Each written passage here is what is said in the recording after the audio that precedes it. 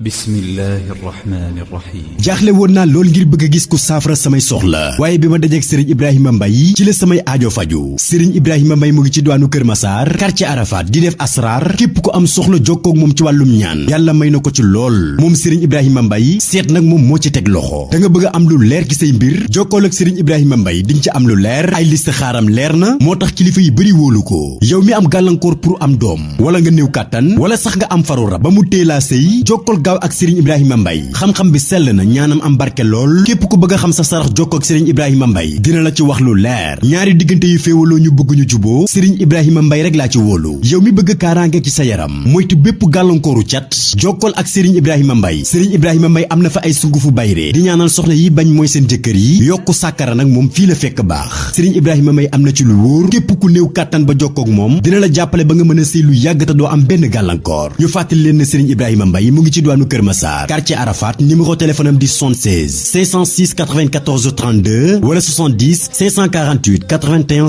06 ak Serigne Ibrahima Mbaye suñuy jaaxle jeex na kon nag jaaraama Serigne Ibrahima Mbaye alladhi yuwaswisu fi suduri nnaasi min aljinnati wannaas